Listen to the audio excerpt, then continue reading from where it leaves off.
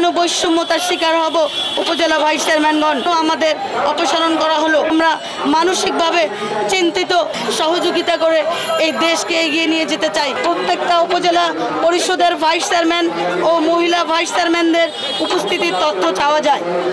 এরই প্রেক্ষিতে 12 এবং 13 আগস্ট উপজেলা প্রশাসনের পক্ষ থেকে তাদের উপস্থিতির তালিকা পাঠানো হয়।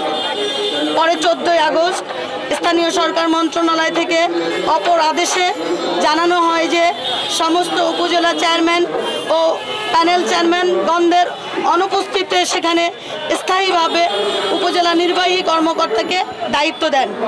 এক্ষেত্রে এদিকে গত 19 আগস্ট স্থানীয় সরকারের অধীনে সকল জনপ্রতিনিধিদের অপসারণের ক্ষমতা নেয় সরকার।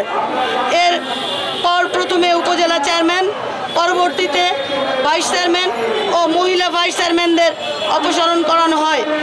আপনারা জানেন শেখ হাসিনা সরকার পতনের পর দেশে অদ্ভুত পরিস্থিতির মধ্য দিয়ে ভাইস চেয়ারম্যানদের নিয়মিত অফিস করেছেন, কারণ ভাইস চেয়ারম্যানগণ স্বতন্ত্র প্রার্থী হিসাবে জনগণের প্রত্যক্ষ ভোটে নির্বাচিত হয়ে এসেছেন।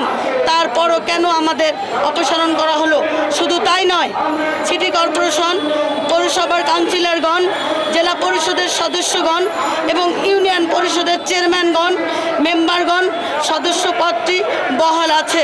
মেম্বার যেখানে আমরা কোনো দলের ম্যান্ডেটে নির্বাচন করিনি, স্বতন্ত্র পদ থেকে নির্বাচন করেছি, সেখানে আমরা অবশ্যই স্ব পদে বহাল থাকতে পারি। বৈষম্য বিরোধী ছাত্র আন্দোলন তো আমাদের ভাই বোন, আমাদের সন্তানরাও ছিল, যেখানে বৈষম্য দূরকরণের জন্য আন্দোলন করে নেতৃত্ব স্বাধীন এসেছে, যেখানে আমরা কেন বৈষম্যতার শিকার হব উপজেলা ভাইস চেয়ারম্যানগণ?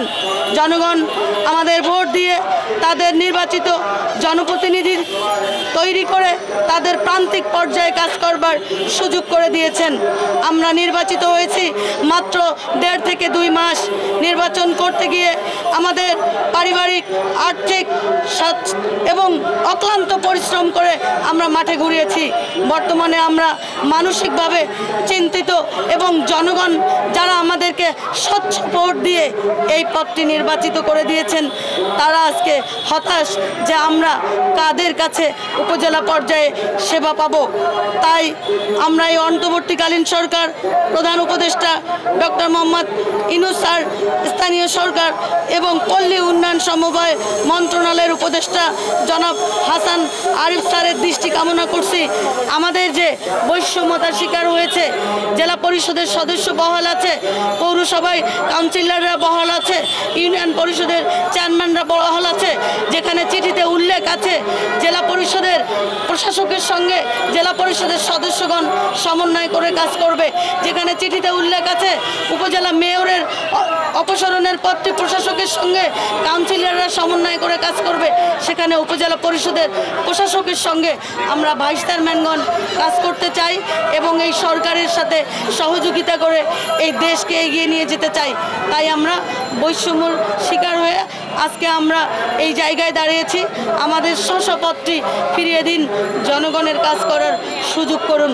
আসসালামু আলাইকুম।